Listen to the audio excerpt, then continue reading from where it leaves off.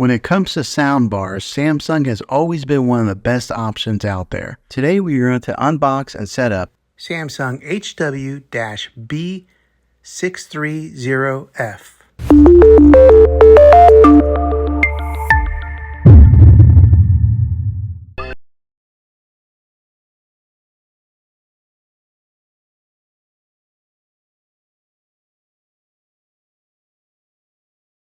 Okay, so here's the front of it, and on here you'll see where it's got the branding nameplate. There is a speaker with a soft covering right here.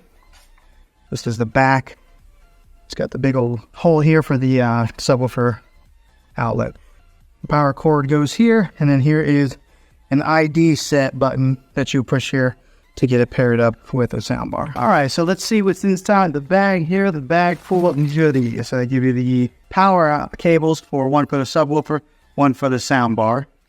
And good, they give me an optical cable here. I was kind of wondering that if I was going to have to order this separately, because a lot of times some of these companies will save costs by not sending you the right cables that you need. But here's the optical cable that I'll use to tie this in directly into the TV. Here's the other end of the power plug in the soundbar. A lot of times these square parts here are so beefy. This one kind of the medium size. The user manual, I don't know who reads these things. Okay, 2 angle brackets here to mount the soundbar if you were going to mount this onto the wall. I have a tendency of losing these things, but I'm going to be setting mine on the console underneath the TV right there, so I won't be using this. This right here is another part of the mounting bracket that kind of helps support, push it out from the wall. Some more nuts and bolts if you were going to hang it onto the wall. And now here is the remote. I'm always interested to see what the remotes on these things look like. Batteries. I always get these off the wall mainframe batteries. This one's called Mustang. Now, who's ever heard of that? Why can't they send me like a Duracell or Energize? Now the remote looks similar to the TV remote that I had, the Samsung TV remote. Let me show you the difference. Here is a TV remote right here, soundbar TV. So you can see they're pretty similar, but I imagine once I get the soundbar hooked up, I would really hope that I can get it hooked up to using just one remote, because I hate having to use 2 remotes. So we'll see how that pairs up with it and see if we can just use the one remote, the TV remote. I'll go ahead and put the batteries in to the soundbar remote. Okay, everything's unboxed here. I'm going to go ahead and get all the power cables hooked up into the subwoofer and the soundbar and get it up there and get it plugged in and get it set. Okay, on the back side of this, there is a USB output. There's an auxiliary in output, a digital. This is where the optical cable is that I will be using to be plugging in from here into a TV. And on the other side here, they got an HDMI in, and then they've got the TV arc out. So this is another HDMI arc out, and then right here is the power outlet, DC, 24 volt. This is all on the back side. Okay, everything's all hooked in here now. Soundbar is displayed underneath the TV. I was a little bit concerned about that once I got the soundbar on there, because I didn't know how high it was going to be to the bottom of the television there. And it's like right there. It's almost perfect. And then I got a little bit concerned to see if the sensors would still be able to read a remote control, but it's fine. I don't even know where the sensors are on that TV. They're really hidden and discreet, so I don't know if they're in the screen somewhere, but now whenever I turn up the volume, you'll see it says AV soundbar. Automatically recognizes the make and the model of the soundbar. There's a plus symbol that lights up on the corner, so it signifies on the soundbar and it signifies on the television. Okay, the subwoofer is connected to the soundbar. Let me tell you, I've never experienced such an easier setup process than this right here. The way this works is once you plug in the subwoofer right here, it automatically connects to the soundbar right away. So that you don't even need to push in the button on there to pair it. It automatically did that. And one of the ways that you can tell if it is paired is on the back side of the subwoofer. You'll see that there's a blue light right there shining. So that means that it is connected.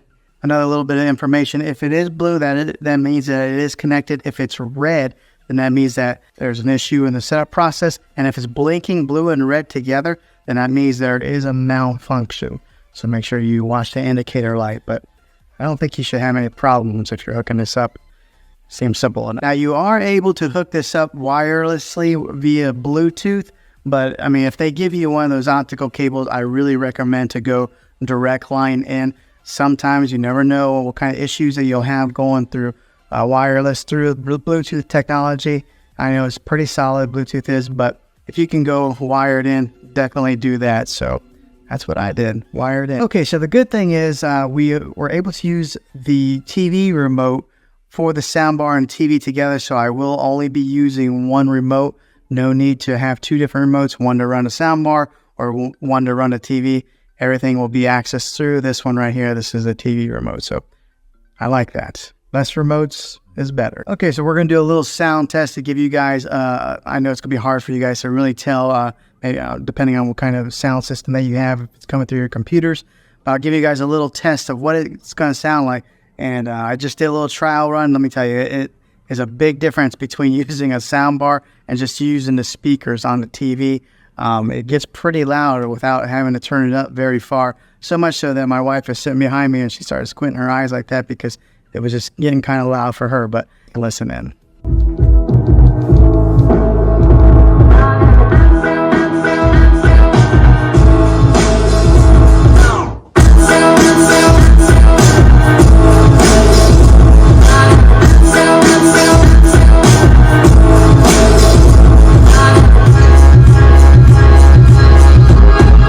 Okay, so that sounded pretty good. I'm very pleased with this purchase so far. Sounds like it's going to be a really good soundbar. Now, something to note here, the bass there, it pushes out through the back. In my particular surroundings, I've got it on a cornered wall right here.